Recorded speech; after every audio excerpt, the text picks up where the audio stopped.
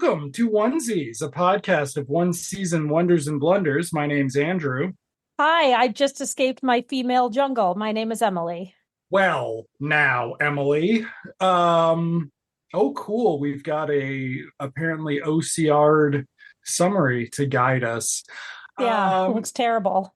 Yes, we are working on World of Giants, a 1959 sci-fi espionage syndicated because CBS didn't want it series. Yeah. We described it as Dragnet meets the Incredible Shrinking Man, which is about accurate from this episode. We are going to talk about all sorts of things. The first female star, how much every man involved in this show hates women, just so fucking much. Just like, it's the 50s. That's how it was back then. As a woman, I can say I'm not offended by anything in this episode, so nobody should be. Excellent. Decorate it's a straight white cis woman. Decorate and be decorative. Wow. So yes, and there's animal cruelty. Possibly, I didn't back it up, but they certainly imply it. You didn't do it for real? Okay, we'll talk. I don't know. I didn't back it up either. I did back up the little baby Mel cut out of a piece of paper dangling from a cord. That was hilarious. We get some great stuff. We get a baby Mel. We get there's either a doll shot or something, but it looks like a piece of unformed clay. It was so short though that it was hard to catch. Yeah. And we get, a range of scales because Mel goes anywhere from, I don't know, probably 2 feet tall to 3 inches at one point. I was thinking, like, he's 6 inches tall. That purse is at least 12 inches tall that he climbs into. I don't know that that's realistic. Maybe. See, you got to female jungle needs room to grow, Emily. Don't I know it? I just bought a bigger handbag. Well, because I couldn't fit all the stuff in it that I needed to. You couldn't fit a shrunken down secret agent. Won't you think about how hard his life is? It's an after-school special. Okay. I couldn't fit my recipes that were actually secret codes. See, this is important. The episode begins with Bill Winters, who is once again going to be the damsel in distress, going to work at the Bureau to talk to Commissioner Hall, who is back from the first episode. And they're on a mission to...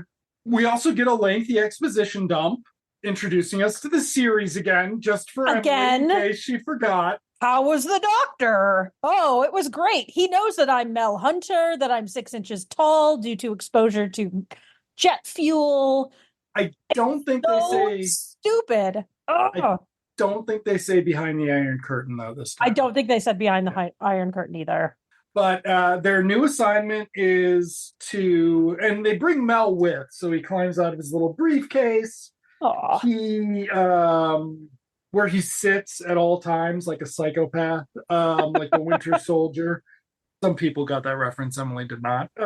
But then when he gets there, Hall lights a cigar or something and throws out a match, and Mel goes to put it in the ashtray to make sure there's not a fire after doing a full fucking stage, you're trying out for the play in 8th grade performance of like, it's so smoky around me. It was not smoky around him, folks. No. They had dry ice machines in 1959. They would have been darn cheap.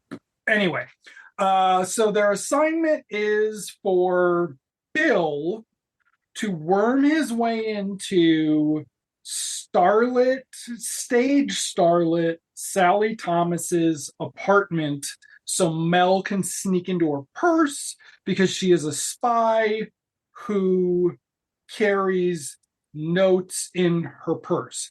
Now, you're going to think that's a really stupid plot. it gets stupider, and they're so proud of it. Yes. You have never, there are 4-year-olds who have come up with far better stories than this. This is like real bad plotting. Just incredibly, even for an after school special about a 6-inch man. So we then get Emily's favorite part of the episode, little Mel next to a picture of the model who is then bigger than him. So do we get big, what's the name of the tall vampire lady from Resident Evil that you missed this? Yes. So there's like a 9-foot tall vampire lady in Resident Evil Village or something. And people were talking about how sexy she was, and it was freaking out the normies about how gamers are all into gigantics or whatever that's called. Anyway, so Mel's like, I don't see anything wrong with her from here. And Emily's ignoring me right now. I'm looking her up on the internet. Emily's actually showing me pictures of the giant vampire woman. Okay, cool. Got big boobies. Cool. So, moving on. If Emily leaves the pod to go play Resident Evil Village, I'll let everyone know. But so they then cut ahead 4 weeks because it's taken Bill 4 weeks to pretend he's establishing his back story because he's going undercover. He's undercover as a Broadway producer who doesn't have any money, which is weird because usually producers are the ones who bring in all the money, not themselves, I guess, but they themselves. Yeah. And he's trying to get Sally on board with some project. He's finally got her back at her apartment, which me too. And he has set his briefcase down as close to Sally's purse as he can. And they're talking about this play, and he's trying to get Sally interested in doing this play. It's been a long time since she's done anything like that. Are you sure I'm the right person for it? Like, she's got a bunch of excuses, but Bill knows that this is her weak spot, getting onto Broadway with her name 6 feet tall in letters on the marquee, which is a pretty fucking big marquee. Anyway. So we first get Mel climbing up onto a counter to get into her purse. It's not her purse. It's a music box. I don't think he mistakes the music box for a purse. I think he accidentally triggers it to go up. I think. I don't know. He doesn't know anything about that. There could be lady things in there. Lady things. Like tweezers. Yes. So then there's this scene where the music box starts playing very clearly. The woman is like, "Do you hear the music?" And Bill says, "You're hearing the music of our unfinished Broadway musical in your head. You're so excited." And she's like, "You're right, I am." Cool. So Bell somehow finds the right fucking purse. I don't know. Doesn't matter. He goes in the purse. He says that he is now trapped in a, hold on, let me get my notes. He's now trapped in the female jungle.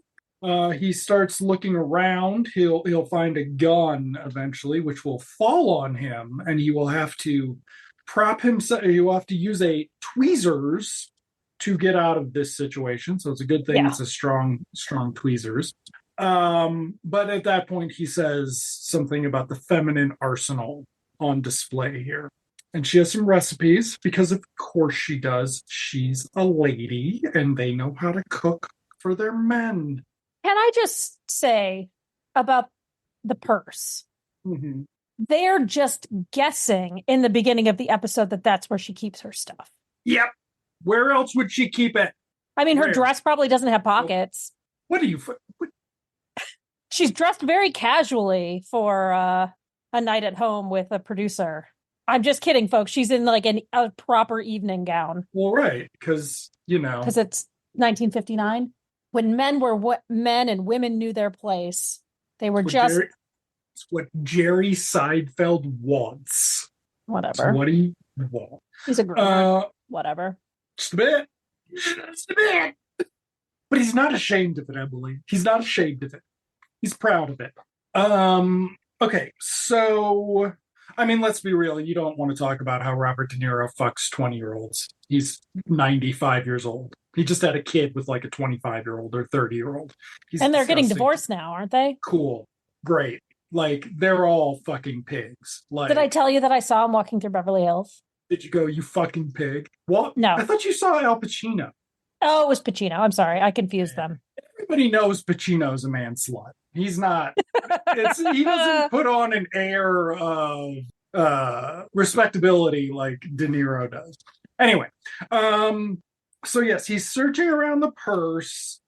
He finds the codes, he thinks, but then there's a knock at the door, and it is the evil secret agent who they are familiar with, one Eric Janker.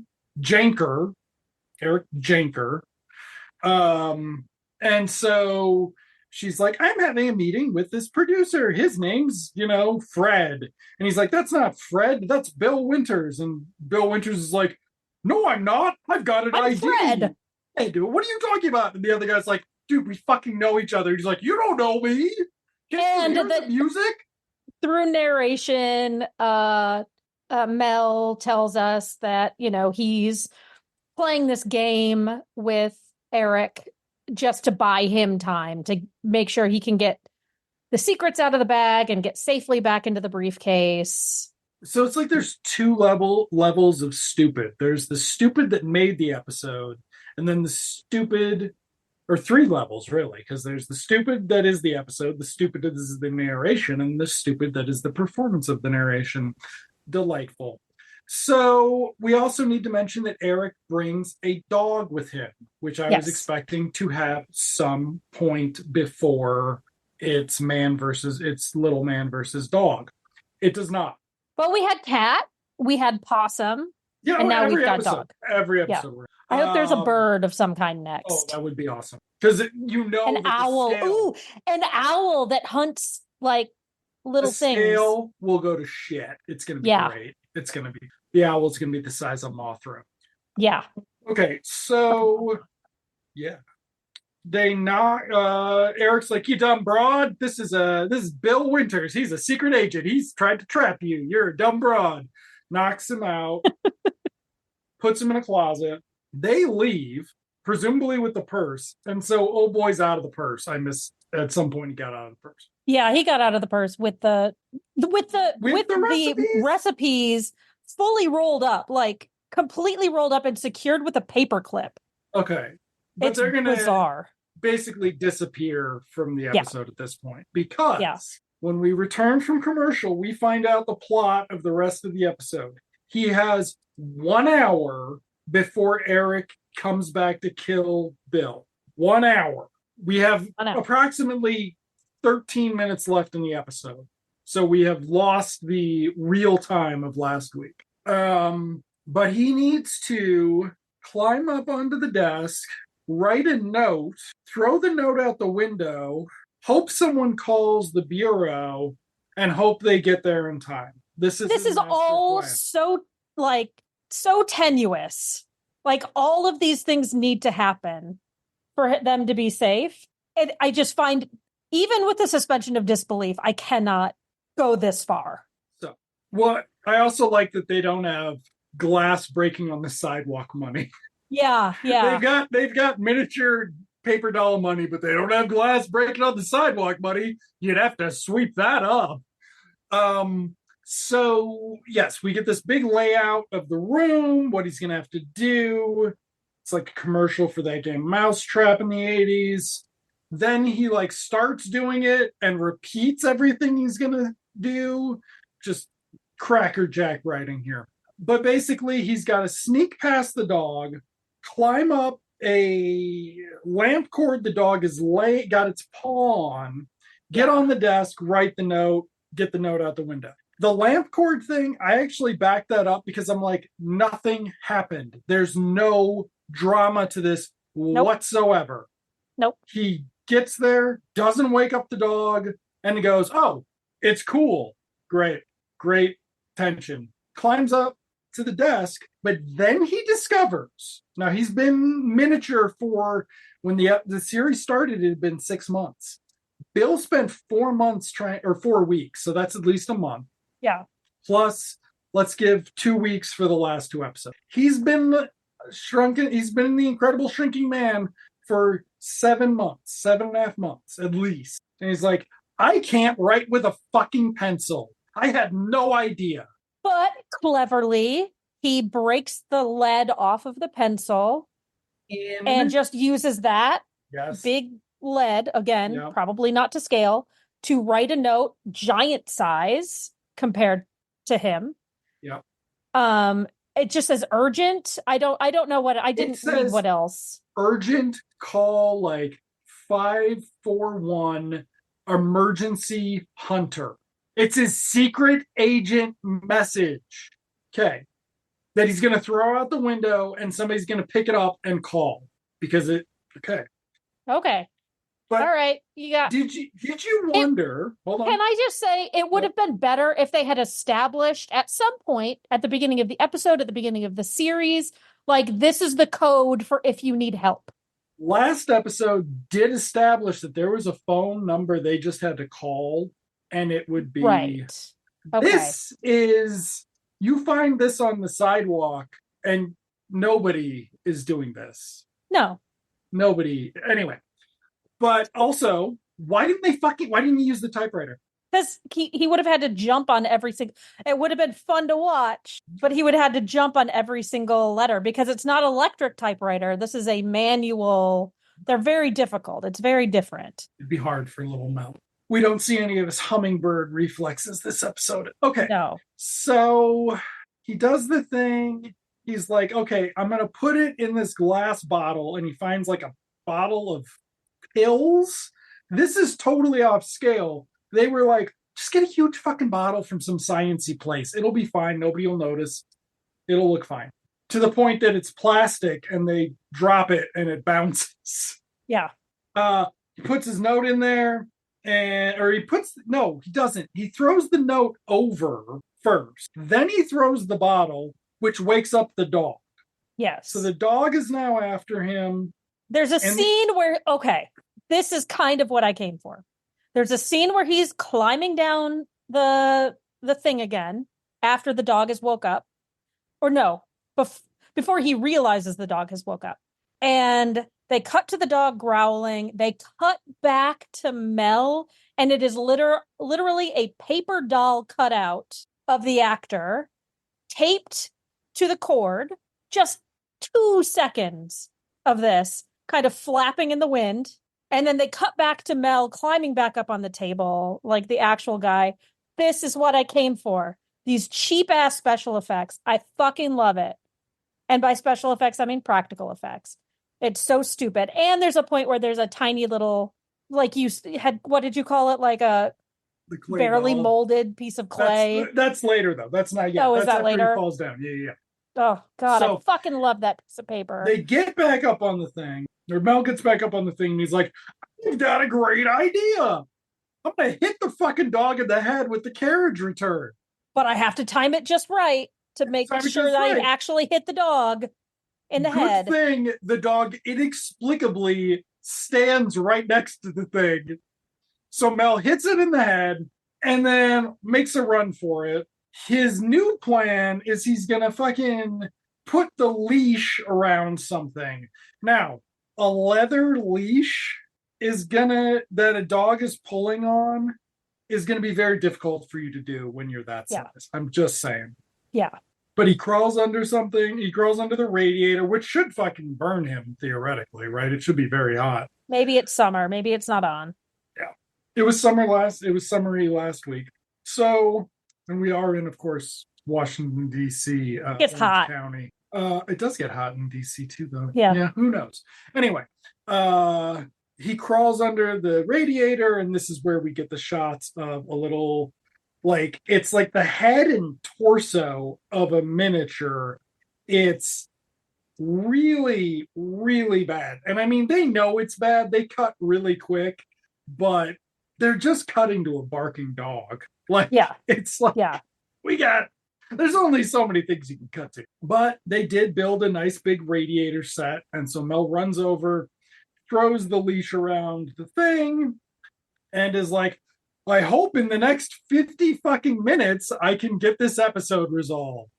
So we get a lengthy sequence where he unties the curtain pole device Yeah. so he can tie it around the bottle, which has got his note in it, which he then climbs up. Then he pulls the note up behind him. Cut to the bureau, getting a phone call. We don't hear what the phone call is. Cut to the apartment building with Eric getting back, going in, not seemingly noticing that his dog is gone. He's looking for his dog, though. He yells Kaiser. Yeah. Kaiser, he's not a German Shepherd. He's a fucking pinscher. What is it? A pinscher? Doberman pinscher? A Doberman. Yeah, sorry. My brain. Not but it's not a German Shepherd. If you name a dog Kaiser, it should be a German Shepherd. Right, because it's, German. We know what you're saying. So, yeah, he goes to let out of the closet, and instead the good guys come in from the other room and arrest him. And he's like, how the hell did you get out of here, Bill? And Bill's like, only we could do it. Wait. What does he say? No. He says, I thought I tied you up in there. And it was the greatest response. And I wish that I ever had the opportunity to use it. You couldn't tie up traffic. It just seems like something an old man would say. And I love it. I want to steal it. We then cut to Mel, who is standing outside of his briefcase, smiling up at the audience. And he cracks some joke to Bill, right? Like, she'll be out in 5 years. Yeah, maybe you'll get laid one of these days, Bill. And Bill's just like, and I can watch from my some secret location. Gross. And Bill's like, it's been a hard fucking day, man. Yeah, stop cracking wise. And he's like, I'm the one who beat the dog and scaled the wall and threw a bottle out of the window. And I'm 6 inches tall, dude. There's nobody for me to fuck. I mean, cut to the... Anyway. I just got a whole bunch of disgusting images through my mind. The back of the briefcase. Thank you, Andrew. The back of Luckily, the two extra compartments of the briefcase are just filled with Barbie dolls. With holes cut in them. There's a little hole thing, yeah. Okay. That would hurt. That would hurt his little wiener. God. Also, wouldn't Barbie be too big for him? Anyway. So Mel's like, everybody, when you're going about your fucking day, think about how hard it was for me in the real world to climb this thing, to beat that Doberman, and to save the fucking day. It might seem simple to you, but for me, think about me. It was really hard for me. The only person that we know of who is 6 inches tall trying to navigate the regular world. In this true story. No wonder you're going to grow up to be so fucking stupid. Jet plane fuel does not burn that hot, kids. The end. I mean, it was the animal cruelty. I'm not enjoying that. Yeah. Even for what I was expecting, they really, really dislike the ladies. Like, I think it's just, 1950s, 1960s misogyny. It's just, I mean, I'm not saying it's good. I'm just saying it could be worse. Could be worse. They could have had the dog bark at her, which I was sort of expecting. Why did he bring the dog at all? Like, he's just a fucking weirdo as a dog. Just some weird white protection Swedish fucking Russian spy guy. Anyway, What's on tap for next week? Do we know? Next This week, episode, we forgot to mention, was called Teeth of the Watchdog. boy. But next week, this Yeah. one is going to be interesting. It's called Death Trap. Um, I'm kind of excited. Bill and his briefcase get separated from one another. So what are we going to do? Oh my God. Directed by Byron Haskin, director of War of the Worlds 1951. Also directed The Naked Jungle, which is quite good. Right? That's who it is. Naked Jungle, War of the Worlds. And then he sort of immediately, well, he did some other movies, but this is going to be interesting because this is somebody who does special effects films. In fact, he did Robinson Crusoe on Mars for all the people who have convinced themselves that's good.